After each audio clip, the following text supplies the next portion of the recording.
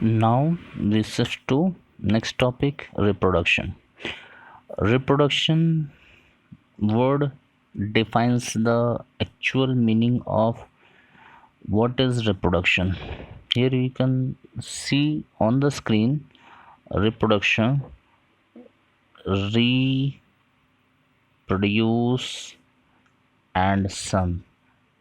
Three word. Re means again and again. Produce means giving birth to young ones, and son means the process. Again, I repeat, re means again and again, produce means giving birth to young ones, and son means the process. After combining these three words, we can form a definition of reproduction, that the process or the biological process in which an organism give birth to their offspring, that is called reproduction. Reproduction is a fundamental features of living organism, which is a unique character of living organism, and it is absent in non-living organism. Even reproduction involves transmission of genetic material. Genetic materials means the hereditary character which is present in the parental body, which is transmitted from parent to the young ones.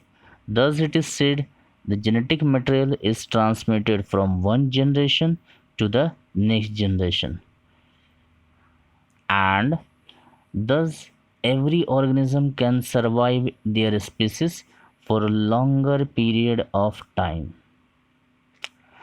Because her organism चाहता है कि उसका population, उसका जो existence है वो बना रहे। कोई भी ऑर्गेनिज्म ये नहीं चाहेगा कि उसका जो आपका जो पॉपुलेशन है या फिर एग्जिस्टेंस है वो एक बैग ख़त्म हो जाए। इसके चलते क्या करता है, वो अपना जेनेटिक मटेरियल को ट्रांसफ़र करते जाता है एक जनरेशन से दूसरा जनरेशन, एक जनरेशन से वन जनरेशन से पास करेगा दूसरा जनरेशन से तीसरा जनरेशन। जेनेटिक मटेरियल जितना तक ट्रांसफ़र होते जाता है, बार बार लिंकिंग जो रहता है बना रहता है और ऑर्गेनिज्म का एग्जिस्टेंस मेंटेन रहता है, और इससे क्या होता है, ऑर्गेनिज्म भी सर्वाइव कर पाता है।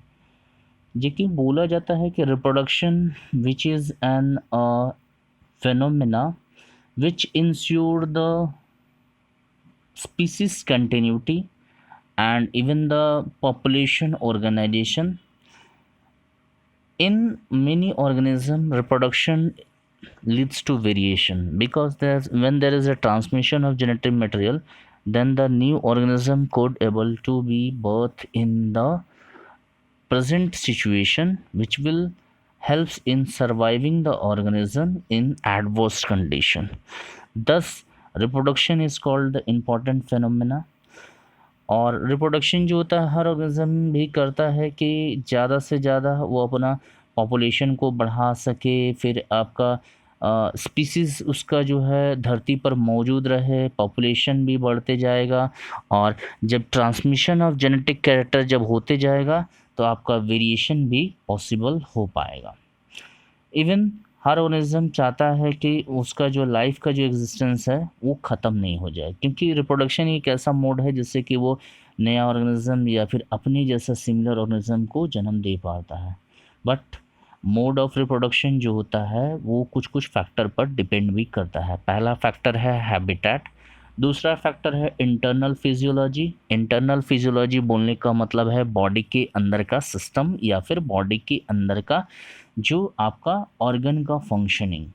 जेनेटिक एंड इन्वायरमेंटल फैक्टर बोलेंगे। जेनेटिक फैक्टर फर्स्ट बोलेंगे कि उसके अंदर जो जीन्स जो प्रेजेंट है वो आपके रिप्रोडक्शन में कितना मदद कर पा रहा है। Environmental factor refers to the जिस जगह पर वो ऑर्गेनिज्म मौजूद है, जैसे कि आपका अगर हाई हीट है, हाई आपका कोल्ड है, या टेम्परेचर इज़ मोर या फिर टेम्परेचर इज़ लो, जिसके कारण भी रिप्रोडक्शन के नंबर पर असर पड़ता है। नॉर्मली केस में बोला जाता है कि रिप्रोडक्शन दो टाइप का होता है, एसेक्सुअल मोड और sexual mode. Asexual mode reproduction और sexual mode of reproduction, different organism different environment में एग्जिस्ट करने के लिए डिफरेंट मोड का रिप्रोडक्शन कर पाते हैं।